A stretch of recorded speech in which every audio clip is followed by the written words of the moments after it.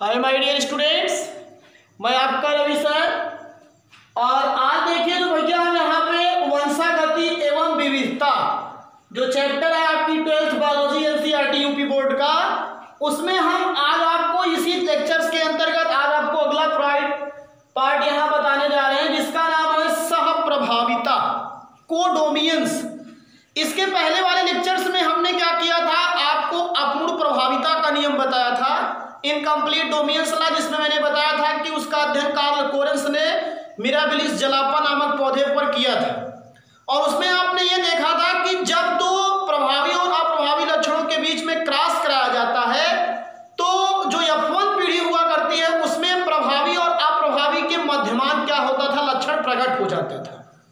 तो उसे हमने अपूर्ण प्रभाविता का नियम कहा था। और आज का जो हमारा ये लेक्चर है ये सहप्रभाविता का लेक्चर है, इसको आप समझने का प्रयास कीजिएगा। कोडोमियंस क्या है, देखिए सह माने होता है साथ साथ, और प्रभाविता का मतलब होता है जो लक्षण हुआ करते हैं, जो प्रभावी लक्षण है। तो यहाँ पे एकदम सीधा सीधा आपको बता दे रहे हैं, इसको समझिए। आपको क्या, यदि जीन के जो क्या हुआ करते हैं तुलनात्मक लक्षण होते हैं, सुनिए, सह माने साथ साथ, समान रूप से, ऐसे भी कह सकते हो, जान लीजिएगा। यदि F1 पीढ़ी में यदि जो जीन के जो विकल्पी या तुलनात्मक लक्षण जो हुआ करते हैं वो F1 पीढ़ी में दोनों क्या हुआ करते हैं, एक साथ आकर के प्रकट हो जाती है। यही मैं बताना चाहता हूं, ध्यान दीजिएगा। ऐसा कोई आपका घटना देखने को मिली जंतुओं में, पौधों में, या जंतुओं में खास तौर से देखने को मिली कि जब F1 पीढ़ी में दोनों लक्षण क्या होते थे, साथ साथ आकर के प्रकट हो जाते थे समान रूप से। और जब दोनों लक्षण समान रूप से आकर के प्रकट हो जाते थे तो उसी को क्या नाम दे दिया गया, सहप्रभाविता कहा गया। सह माने यही होता है साथ साथ या समान रूप से, और प्रभाविता का मतलब दोनों लक्षण। अब जब दोनों लक्षण जो हुआ करते हैं F1 पीढ़ी में समान रूप से प्रकट हो जाते हैं भैया, तो उसी को ही हम लोग सहप्रभाविता का नियम कहते हैं। और इस नियम को समझाने के लिए मैंने क्या किया है, और एक चीज भी बता दिया था कि अगर जो F1 पीढ़ी में जो है दोनों लक्षण समान रूप से प्रकट होते हैं, और फिर यदि द्वितीय पीढ़ी का अध्ययन किया जाए तो द्वितीय पीढ़ी में क्या हुआ करता है, फिर वही अनुपात 1:2:1 का क्या हुआ करता है, प्राप्त होता है, जैसा कि आपको पृथक्करण के भी नियम में मिलता था। और वही अनुपात आपको अपूर्ण प्रभाविता के नियम में भी मिला था, और वही अनुपात अभी कहां मिल रहा है आपको, किसमें बताइए जल्दी से, आपको सहप्रभाविता में भी मिल रहा है। और इसका जो एकदम फैक्चुअल एग्जाम्पल लिया गया, मैं आपको बता रहा हूं, उन्होंने लिया था एक जानवर, जो मवेशी हुआ करते हैं, उस मवेशी में भूरे लाल, जो जानवरों के ऊपर स्किन होती है उस पर आप तो रंग देखते होंगे, जो बालों के रंग हुआ करते हैं, उसमें क्या किया उन्होंने, भूरे लाल बाल वाला, भूरा लाल, जिसको आप कत्था भी कह सकते थे, भूरे और लाल बाल वाले जानवर का, मवेशी का, और सफेद बाल वाले, इन दोनों जानवरों के बीच में जब उन्होंने संकरण कराया तो देखा गया कि F1 पीढ़ी में क्या हुआ करता था, भूरा लाल और सफेद दोनों रंग आकर के क्या होता है, समान रूप से जो F1 पीढ़ी थी उसमें प्रकट हो जाता था। मतलब जो जानवर प्राप्त हुआ करता था उसकी त्वचा पे भूरा रंग भी, लाल और सफेद रंग भी प्रकट होता था। और ऐसे जानवर को हम लोग क्या कहते हैं, चितकबरा कहा किया करते हैं। और इसी घटना को उसने नाम क्या दे दिया था, सहप्रभाविता का नियम क्या किया था, बताया था।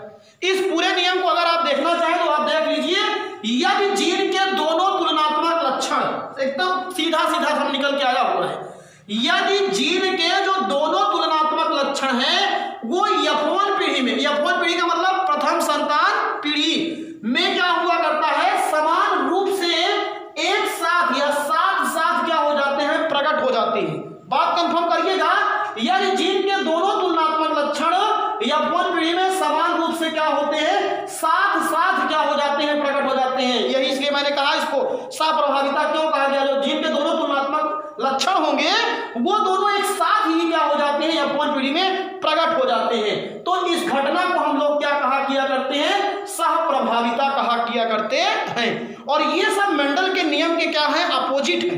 मेंडल का नियम क्या बताया था कि केवल एक लक्षण प्रकट होगा, प्रभावी या तो अप्रभावी। पृथक्करण के नियम में बताया संकर मिलता है, लेकिन बाद में उसी को थोड़ा और सब अलग अलग एग्जाम्पल लेकर के अपूर्ण प्रभाविता का नियम बताया गया है। और ये साथ सहप्रभाविता का नियम आपको हम एक्सप्लेनेशन कर रहे हैं, ध्यान दीजिएगा। अब इसका उन्होंने एक उदाहरण लिया, उदाहरण क्या लिया, भूरे लाल, कौन सा जानवर लिया, मवेशी, भूरे लाल, और उसका जीन क्या बताया, R1 क्या बताया, R1 जो भूरे लाल बाल वाला जानवर मवेशी था उसकी जो वो जीन बताया उन्होंने क्या था, R1 और फिर क्या किया, भूरे देखिए यानी भूरे लाल और बाल वाले मवेशियों तथा सफेद बाल, अब कुछ दूसरा मवेशी लिया गया जो सफेद बाल वाला था, उसका जीन क्या रखा गया, R2 वाले मवेशियों के मध्य क्या कराया जाता है, संकरण कराया जाता है, हाइब्रिडाइजेशन कराया गया। इसका चित्र भी आपको देखने को मिल जाता है। अगर किया जाता है तो प्रथम संतान पीढ़ी F1 पीढ़ी में लाल और सफेद रंग के जो होते हैं चितकबरे बाल वाले क्या हुआ करते हैं, मवेशी प्राप्त होते हैं।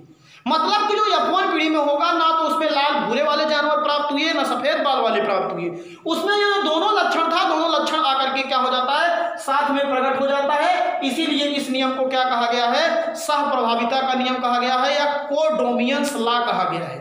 ये बात हमारी एकदम समझिएगा।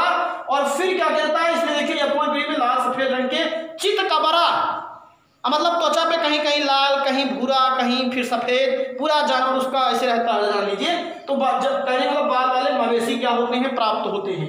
और फिर F2 पीढ़ी में लाल चितकबरे और अगली चीज या भूरे लाल कह दीजिए इसको, क्या हुआ करता है, जो भूरे लाल बाल वाले होते हैं और चितकबरे और सफेद रंग वाले जो बाल वाले अनुपात होता है वो कितना होता है, 1:2:1 प्राप्त होता है। और ये क्रॉस कराना तो आपके लिए एकदम खेल है, जैसे वहां पे R करते थे, यहाँ R1 कर दिया गया, थोड़ा अंतर किया गया है बस, और यहाँ R2 कर दिया गया। अब इसमें देखिए दोनों लक्षण प्रभावी दिख रहे हैं आपको, दोनों ही लक्षण दिखाई दे रहे हैं आप, इसलिए सप्रभाविता कहा गया। अब फिर देखिए ये R1 ये R1 फिर आप क्रॉस कराते हो जिसमें जो गैमेट बनेगा R1 इसमें R2 बनेगा। तो R1 में से एक ले लिया जाता है और R2 में से क्या किया जाता है, एक जीन ले लिया जाता है। तो ये देखिए इसमें से एक आया R1 और इसमें से एक आया R2, मतलब दोनों लक्षण आके साथ में प्रकट हो गए। और इसीलिए जो ये जानवर हुआ ये किस प्रकार का मवेशी है, चितकबरे रंग का है, किस रंग का है, चितकबरे रंग का। और ये क्या हुई, F1 संतान पीढ़ी। यही केवल इसमें समझाना है कि अगर हम क्या किया करते हैं, जीन के दो तुलनात्मक लक्षण वाले F1 पीढ़ी में समान रूप से क्या हुआ करते हैं, जब साथ साथ प्रकट हो जाते हैं तो इसी घटना को ही क्या कहा जाता है, सह प्रभाविता कहा जाता है। मैं तो एकदम सीधा सीधा कह देता हूं कि जब प्रभावी और आप प्रभाविता के नियम के अनुसार जब दो लक्षण जो हुआ करते हैं एक पीढ़ी में, दोनों लक्षण एक साथ आकर के प्रकट हो जाते हैं तो उसी को हम लोग सप्रभाविता का नियम कहते हैं। अब फिर क्या किया गया, इसमें क्या हुआ, आगे दूसरी पीढ़ी देखी गई तो ये मेल गैमेट बनेगा और ये कौन सा होगा आपका, फीमेल गैमेट बनता है। अब जब मेल गैमेट फीमेल गैमेट बनता था R1 R2 और इधर भी R1 R2 हो जाएगा। इसका क्रॉस आपने किया तो यहाँ से R1 और इधर में से R1 आया, तो ये कौन सी त्वचा वाला जो बना, भूरे लाल बाल वाला। फिर यहाँ से इसको लिया गया, इसमें से R2 में किया गया तो R1 R2। अब ये देखो दोनों लक्षण इसलिए चितकबरा है ये। फिर इसको उठाया गया, इससे किया गया, ये देखिए इसको यहाँ से किया गया और फिर ये इधर से आया होगा। तो अब यहाँ देखिए R1 पहले लिख दिया गया, फिर R2, तो ये भी चितकबरा बाल वाला हुआ। फिर दूसरे का फिर तो लास्ट में R2 ये सफेद बाल वाला हुआ। अब इसमें जो जीनोटाइप देखने को मिला, ये आप देखो एक अलग है, 1 अनुपात, ये दोनों सेम है तो 2 अनुपात और फिर ये 1 अनुपात। तो इस तरीके से ये पूरा नियम आपको देखने को मिल गया। ये पहला एग्जाम्पल्स है, ये कौन सा है आपका, पहला एग्जाम्पल्स है, जान लीजिए। और इसी तरीके से सह प्रभाविता के ही नियम पे ही एकदम फॉलो होता है मनुष्य में। और जो बंदर होते हैं उनमें जो रक्त वर्ग की क्या होती है, वंशागति होती है। मनुष्य और बंदरों में जो रक्त वर्ग की वंशागति होती है, आप जानते हो ब्लड ग्रुप 4 होते हैं। तो उसमें यह बताया जाता है कि जैसे माता का रक्त वर्ग A है और पिता का रक्त वर्ग क्या है, B है। अगर माता का रक्त वर्ग A है, पिता का रक्त वर्ग B है, तो जो उनकी संतानें हो सकती हैं, जान लीजिए वो रक्त वर्ग A की भी हो सकती हैं, B की भी हो सकती हैं, AB की हो सकती हैं और O की हो सकती हैं। मतलब चारों रक्त वर्ग की हो सकती हैं। मतलब ऐसा हो सकता है कि दोनों रक्त वर्ग सेम, कहने का मतलब आ सकते हैं। तो इसीलिए क्या किया गया है, वो रक्त वर्ग की वंशागति जो होती है वो भी एक प्रकार से सह प्रभाविता का ही एग्जाम्पल है। लेकिन यहाँ पे इतना ध्यान देना है कि भूरे लाल बाल और सफेद बाल वाले मवेशियों के बीच में क्रॉस कराया जाता है। तो पहली पीढ़ी में दोनों लक्षण का मिश्रण जो होता है उस जानवर के बाल में देखने को मिलता है। इसीलिए इस नियम को क्या कहते हैं, सह प्रभाविता का नियम कहते हैं, कोडोमियंस लॉ कहा किया करते हैं। They are best examples. मैंने इसको पूरा आपको समझाने का प्रयास किया, आगे इसकी क्लास आगे प्रोवाइड की जाएगी। और मैं बार बार आपसे कहता हूं कि पूरा लेक्चर आप शुरू से लेकर अंत तक देखा करिए, तभी आपको पूरी बातें एकदम क्लियर हो पाएंगी। अन्यथा आप ऐसे स्क्रीनशॉट लेकर के नोट्स बनाए, उससे आपको क्लियर नहीं। आपको ये नोट्स देने का जैसे PDF होता है वैसे ही एक माध्यम है बस केवल, बाकी समझाते हैं तो आप विधिवत तरीके से समझिए, तब आपका जो अच्छा रहेगा, क्लास की सब कुछ रहेगी वो विधिवत समझ में आएगी। तब बस आगे की क्लास का थैंक यू, धन्यवाद।